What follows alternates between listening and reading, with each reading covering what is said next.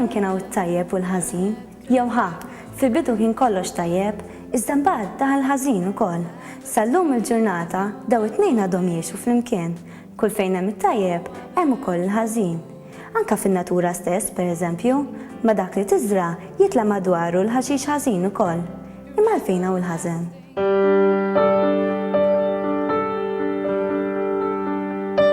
Qari mill-Evanġelju skont San Mattew.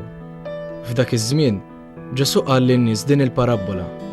Is-saltna tas-smewit tixbaħ lil wieħed raġel li żara żerrija tajba fl-għalqa tiegħu.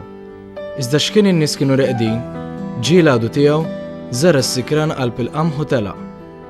Meta mbagħad il-qamħ ħnibet u ħareġ iż-żbul, faċċat ukoll is-sikrana. Resqu l-qalbdejja fuq sit l-għalqa u qalulu: Sinjur, in mhux żerrija tajba żrajt fl-għalqa tiegħek, mela dis-sikrana mnejn ġiet? Iżdu qalilhom: Dil-biċċa milili xi għadu tiegħi. Tridx immorru niġbruha, qalulu l-qaddejja. Le qalilhom, għax intom ma tiġbru s-sikrana, għandkom nejn taqilha u magħha l-qamħ ukoll. Erħulhom jikbru t-tnejn flimkien sal-ħsad. Meta mbagħad jasal il-ħsad, ngħid lill-ħassada: iġbru s-sikrana l-ewwel, warbtuha qatta l-ħruq. Imbagħad qiegħdu l-qamħ fil-maħżen tiegħi. Il-kelma tal-mulej, tifkir lilek Kristu. Fil-passaġġ, is-Sit jgħid lill-qaddija tiegħu biex iħallu l-qamħ u l-ħaxix ħażin jikber flimkien. Imbagħad il-ħassada jaqilgħu l-ħaxix ħażin u jaħarquhom. X'inhi t-tifsira warajha? San Mattew qiegħed jippreżentalna l-paraboli tas-saltna. Għandu diversi paraboli biex jispjegalna x'inhi s-saltna ta' Alla. Waħda minnhom hija l-Vanġelu, fil-fatt hemm tnejn. Hemm il-parabola tal-qamħ u s-sikrana u għandna l-parabola tal-mustarda. X'inhu l-iskop ta' San Mattew fil-Vanġelu tiegħu? Huwa biex juri lil dawk li huma tajbin li Alla qiegħed jipproteġi l-bniedem tajjeb.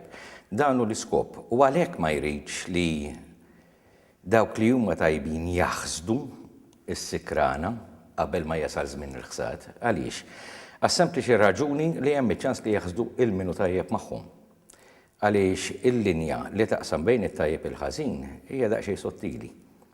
U dan hu l-iskop li jipproteġi il-minu tajjeb il-ġudizzju.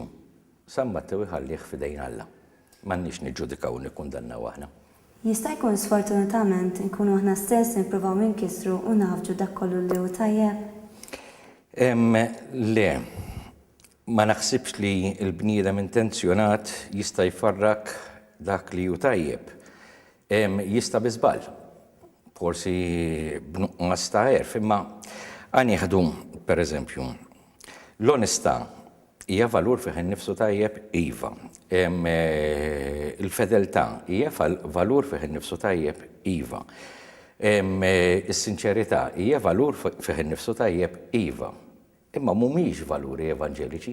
Għaliex? Għaliex dawn iridu jkunu suġġetti għat-tajjeb biex isiru tajbin. Ħanġib eżempju. Bniedem li jaħdem għal kapijiet tal-mafja irid ikun onest ma' minnu mal-kap tiegħu, il-mafjuż, irid ikun sinċier miegħu. Għaliex? Għax hemm il-biżar li jew jeddidlu l-familja, eċetera, eċetera.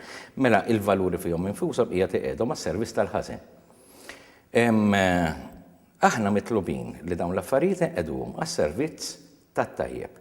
Is-servizz tat-tajjeb huwa l-imħabba. Anke l-karità fiha nfisha hi valur tajjeb, imma tista' tagħmel karità ma' kelb. San Pawl jgħidilna nista' qassam ġiedi kollu fil-karità, jekk m'għandix imħabba ma jiswi li xejn. Forsi l-korruzzjoni waħda minnhom? Il-korruzzjoni dejjem hija ħażina. Il-korruzzjoni dejjem hija ħażina. Aħna maħniex imsejrin biex nikkorrompu n-nies. Ġesu Kristu jgħidilna li rridu nkunu safjin bħala għamiem u waqlin bħasrib. Li tkun nisrani ma tfissirx li tkun ignorant, li tkun iblaħ, anzi, il-nisrani huwa l-bniedem attiv li jibqa' jagħmel il-ġid indipendentement minn dak kollu li jista' jbeżżaw. Danu irridu nqiegħdu s-servizzi tagħna kollha għal dak li hu tajjeb għall-imħabba.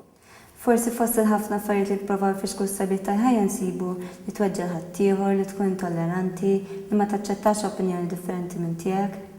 Li tweġġa' lil ħaddieħor għax inti arroganti għax inti intolleranti u ħażin. Li ħadd ieħor iweġġa' minħabba l-verità, mbagħad hemmhekk ma tinbidel l-affari. Għaliex jiena ma nistax inżomm lili nnifsi milli ngħid il-verità biex ma noffendix l-oħrajn. Jew biex ħadd ieħor ma jweġġax iktar milli biex ma noffendix, biex ħadd ieħor ma jweġġax. It-tolleranza. Kemm jista' jkun tolleranti l-bniedem? Jien nista' nkun tolleranti quddiem opinjoni li hija fiha nfisha razzista. Ma nistax. In-nisrani laqqas biss għandha tgħaddilhom ir-rasu pereżempju li jkun razzist. Għaliex għax il-bniedem u tal-ima koloru jiqpa' xbija ta' Alla. Xbija ta' Alla tfisser ugwali għal Alla. Mhuwiex l-istess.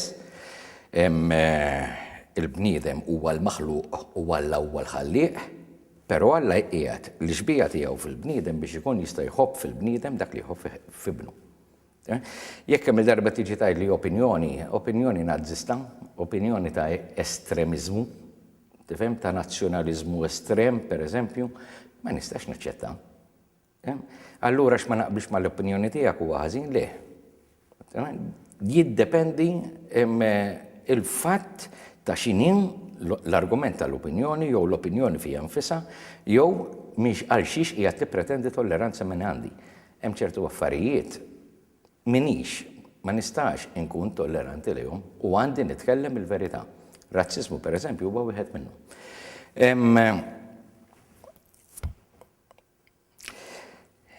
Il-fatt li n-nisrani juri dak li hu veru u jieqpa' jiskopri bil-mod il-verità kollha tiegħu tal-Vanġelu ta' Kristu, dan huwa dak li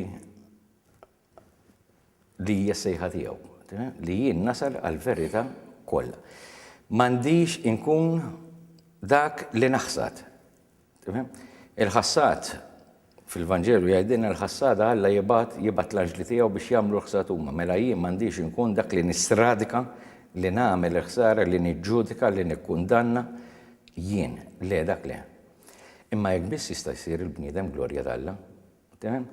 Iktar milli jagħti glorja bl-azzjonijiet tiegħu il-bniedem in-nisrani u msejjaħ biex isir fih innifsu l-glorja t'Alla hu. Imma forsi kultant għadna nemmnu l-użu tal-forza, il-kontroll u li nimponu fuq ħaddieħor huma l-aktar affarijiet importanti biex inneħħu dak kollu li hu ħażin u nħallu biss is-sabiħ. Imma forsi fuq kollox, l-aktar affarijiet importanti biex jgħinu nbidlu dak li hu ħażin huma l-aktar affarijiet żgħar u sempliċi nagħmlu kuljum li ħafna drabi lanqas biss ikun induna bihom ħadd. You're everlasting, you never change.